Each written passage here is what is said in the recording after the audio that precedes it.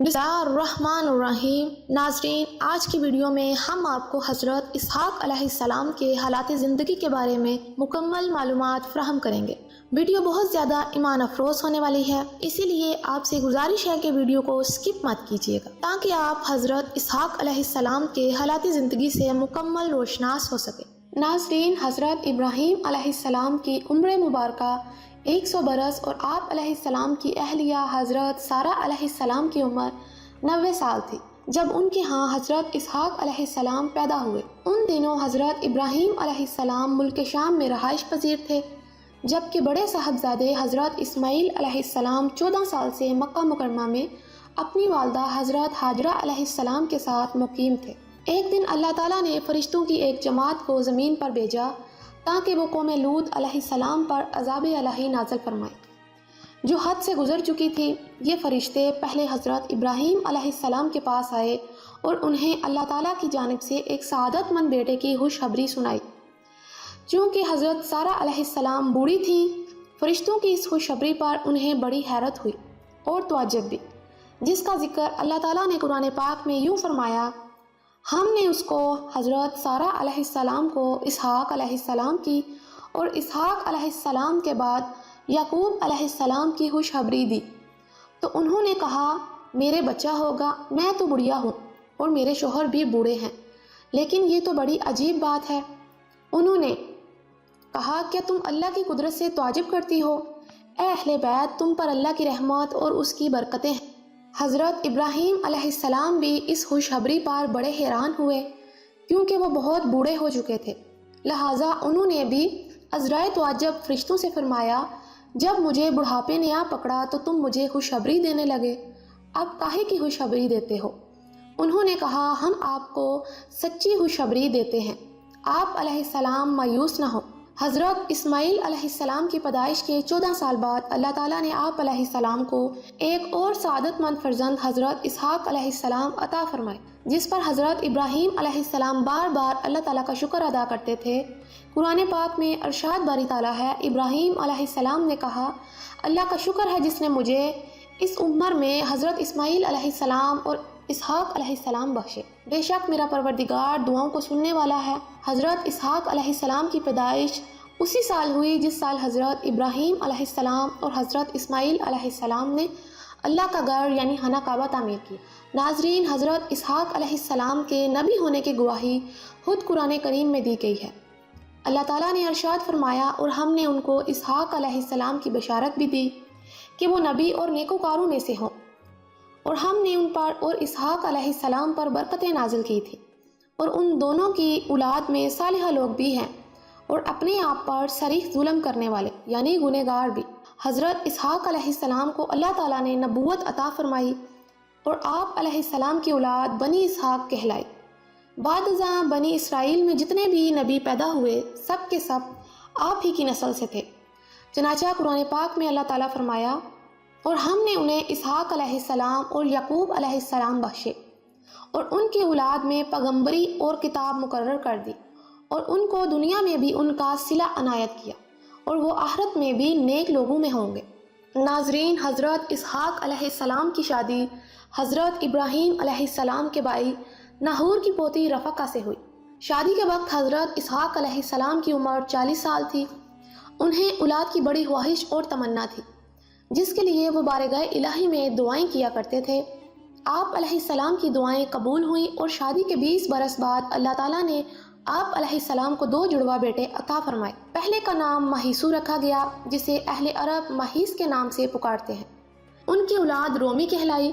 دوسرے کا نام یعقوب رکھا گیا، جن کا لقب اسرائیل تھا، اور ان کی نسل بنی اسرائیل کہلائی۔ ناظرین، حضرت اسحاق علیہ السلام اپنے بڑے بیٹے مہیس سے زیادہ محبت کرتے تھے، جبکہ ان کی اہلیہ رفقہ اپنے چھوٹے بیٹے یعقوب علیہ السلام کو زیادہ چاہتی تھی۔ آخری عمر میں حضرت اسحاق علیہ السلام کی بینائی ختم ہو گئی تھی اور آپ علیہ السلام نابینا ہو گئے تھے۔ دونوں بیٹے سعادت مند تھے اور باپ کی بے حد خدمت کیا کرتے تھے۔ بڑا بیٹا مہیس شکار کا شوقین تھا اور عموماً شکار کا گوشت لا کر والد کو کھلایا کرتا تھا، جس کے بدلے اسے خوب دعائیں ملتی۔ ایک دن کا واقعہ ہے کہ حضرت اسحاق علیہ السلام کا شکار کا گوشت کھانے کو دل چاہا، تو انہوں نے مہیس سے اپنی خواہش کا اظہار کیا وہ والد کے لیے شکار کی تلاش میں نکل کھڑا ہوا۔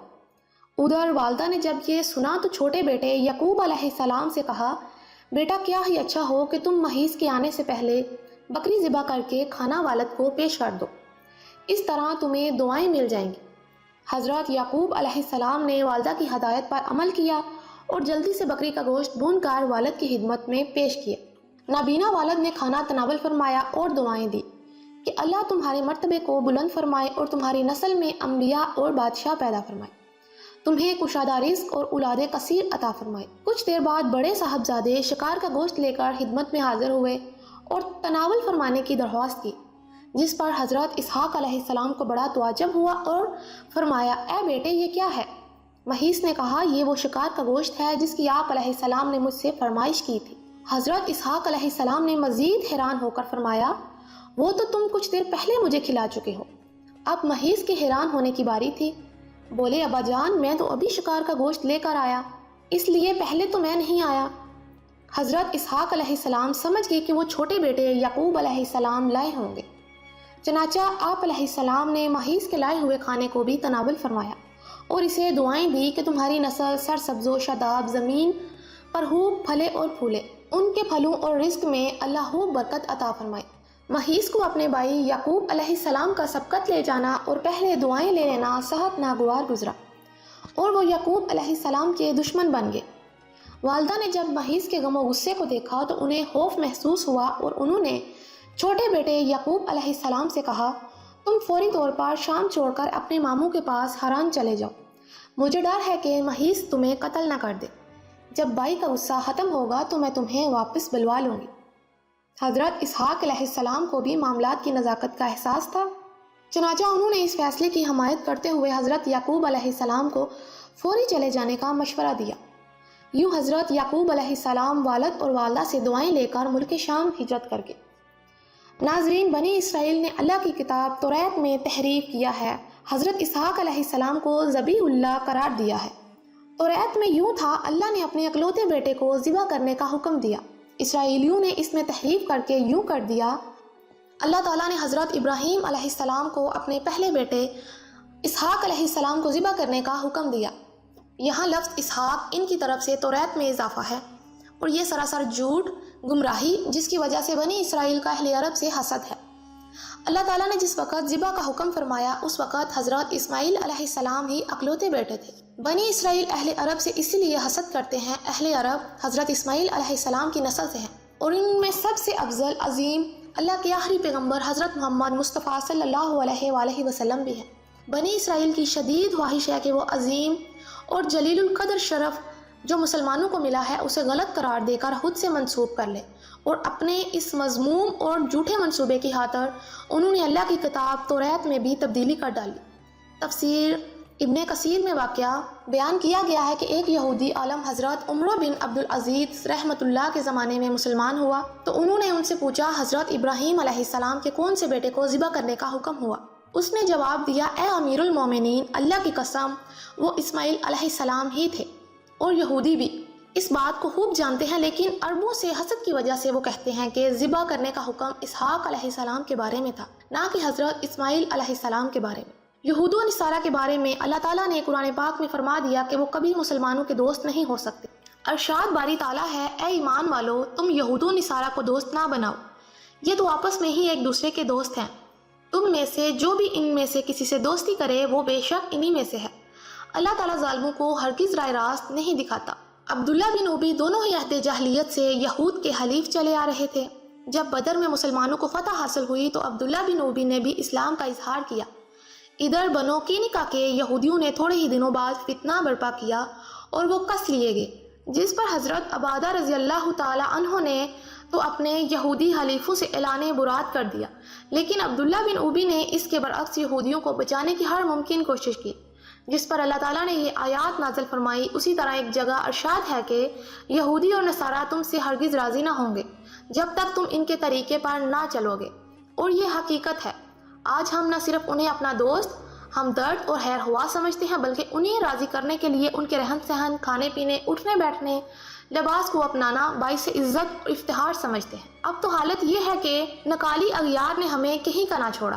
مسلمانوں کی اس حالت پر علامہ اقبال رحمۃ اللہ نے فرمایا، شور ہے ہوں گے دنیا سے مسلمان نابود، ہم یہ کہتے ہیں کہ تھے بھی کہیں مسلمان موجود، وضع میں تم ہو نصارہ تو تمدن میں ہنود، یہ مسلمان ہیں جنہیں دیکھ کر شرمائے یہود۔ ناظرین، اللہ عز و جل نے اپنی مقدس کتاب قرآن پاک میں حضرت اسحاق علیہ السلام کا ذکر 16 مرتبہ فرمایا۔ ناظرین، اب آپ کو حضرت اسحاق علیہ السلام کی وفات کے بارے میں بتاتے ہیں۔ حضرت اسحاق علیہ السلام نے 180 سال کی عمر میں وفات پائی، جبکہ بعض کتب میں 160 برس تحریر ہیں۔ وفات کے وقت آپ علیہ السلام کے دونوں صاحبزادے مہیس اور حضرت یعقوب علیہ السلام آپ علیہ السلام کے پاس موجود تھے، جنہوں نے آپ علیہ السلام کو اپنے دادا حضرت ابراہیم علیہ السلام کے پہلو میں دفن کیا۔